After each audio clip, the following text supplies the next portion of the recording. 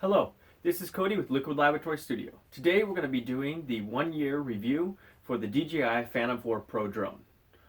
This wasn't our first DJI drone, but this was our second. I had purchased the Mavic Pro and almost immediately after having issues with it ran down and got this one. We're an independent studio. We purchase our own drones, so we do not work for DJI, nor do they give us products, so we're not endorsing them. We're just giving you an honest feedback from our experience.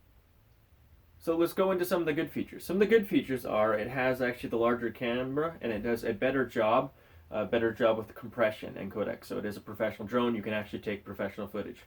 I almost exclusively fly it because when I take a video, I want it to look the best. Another reason I fly this drone is it's actually bulkier and heavier, and it's got a pretty heavy battery, a decent battery, but it's got a lot of flight time. You can get up to 30 minutes with it.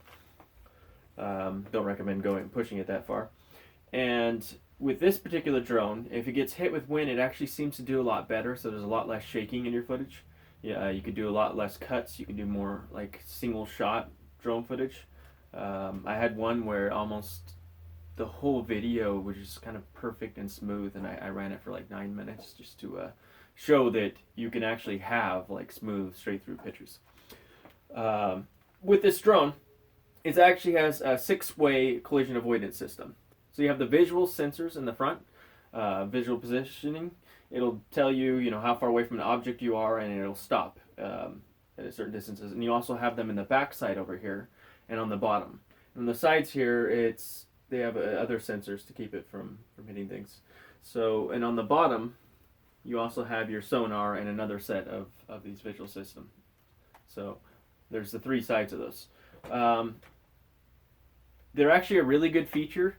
Kind of the drawback is when you get too close to objects, it kind of freaks out and it won't go. So you have to kind of take it sideways if you want to nudge out of something, or you could disable it, but what's the purpose of having it if it's not protecting your aircraft? So you can kind of learn techniques to get up and out of a canopy of trees. We've done that before. The visual sensors in this drone actually have saved it a couple times.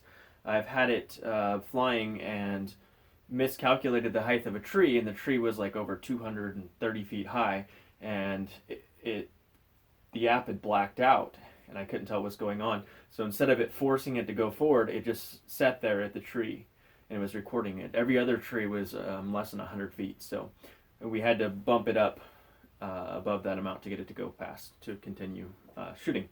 So it actually has potentially saved the drone. You did that with a drone without that kind of system, it probably would have hit the tree and you would never seen it again. So another neat thing, crashes. I've actually had technically 0 crashes with this drone. That's another reason I like to fly it. I get it's bulky, and it comes in a big backpack, and it's a bit bulky to go with. I would take it everywhere, but certain countries, this is something people are going to notice. And so, being that it's strong, I've actually been able to land this drone off of cliffs and some less than desirable areas, and even take off from those areas. There was one place I was launching from a cliff. I highly recommend not doing it, but it was in Hawaii, and there's a lot of property rights issues. So I launched it, and the wind was gusting, and it went over, and it was going to either hit some rocks, tumble off a cliff. So I grabbed it and clobbered it into a bush and kind of pushed it down. And I was able to do that. One of these blades whacked me in the finger. My finger got cut pretty good. The funny thing was, after I shut it down, the blade was fine. It was in good shape, and you could still use it to fly. So even with scratching a few things, these blades are very robust. Compared to the Mavic Pro, where the blades are just super brittle, where you can just twist them and break them. I mean, this is flexible. I could do that and put it back on and fly.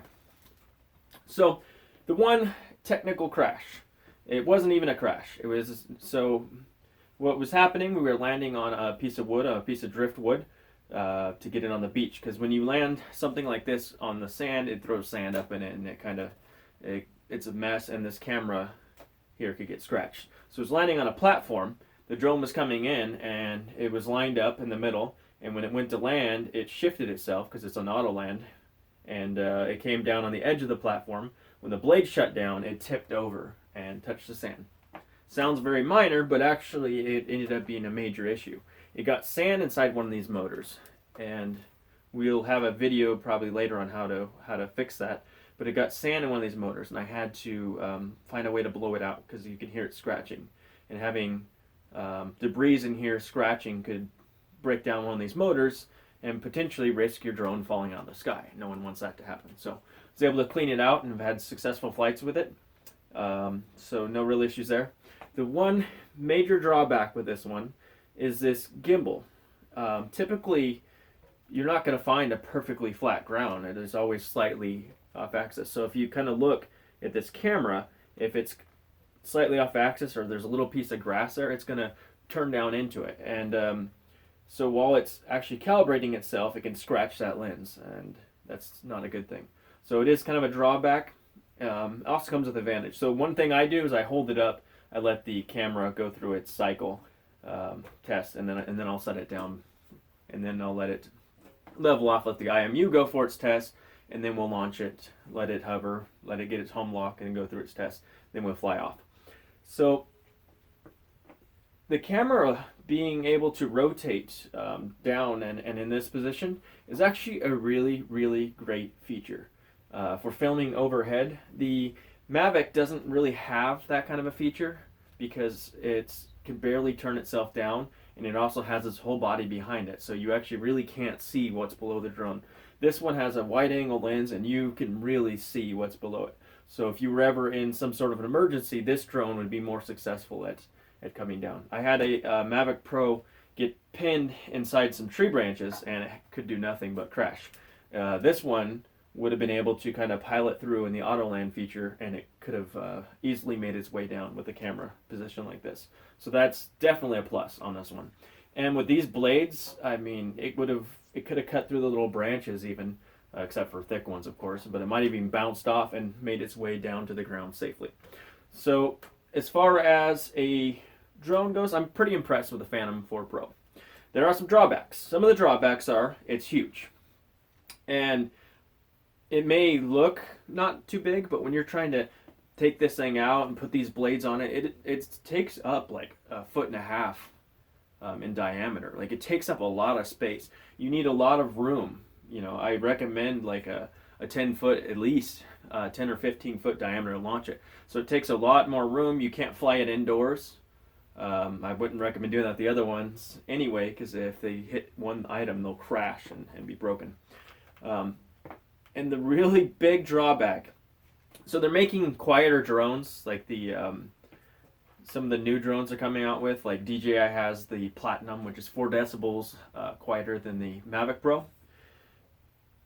And this one sounds like a bus. Like that is a very, one of the biggest parts of it is it's launching it and it sounds like a bus. Like, you can literally hear it from a long distance away. So if you're trying to take footage, you know, kind of tranquil, passive footage, and you don't want to disturb people or wildlife, this drone could potentially run them off. But you're going to get a really good picture of them. So the pros and the cons. Yes, it does sound like a bus. The other ones, they're quieter, but let's kind of go back over the features. So another neat thing about this, yes, the controller is huge and bulky. It fits around your neck, but eventually it kind of strains your neck even with the lanyard. But it does have 5.8 gigahertz signal. So a lot of Wi-Fi routers are 2.4 gigahertz, and most drones are. So you get a lot of interference and blackouts. So with this one, you can actually have it in 5.8 gigahertz and be able to cut through, or some of those urban areas with a lot of Wi-Fi, and get a better signal, and you know, at a higher gigahertz too. So it's another neat feature with this one. And ultimately, the question is, you know, should you buy it or not? We got this one in particular because it's a professional version. We have the Mavic Pro, but the Phantom 4 Pro takes a better picture, and that was the actual purpose and intention of a studio, is to take more aerial footage in professional 4K formats. So it's a very expensive drone. So if you have discretionary income, or if you know what you're getting yourself into, it can hold up. I hope this review helps, and helps you, you know, understand at least better, or make decisions on which product to buy or not to buy. So this is our review of the Phantom 4 Pro. Please show us some love, like and subscribe. Thank you.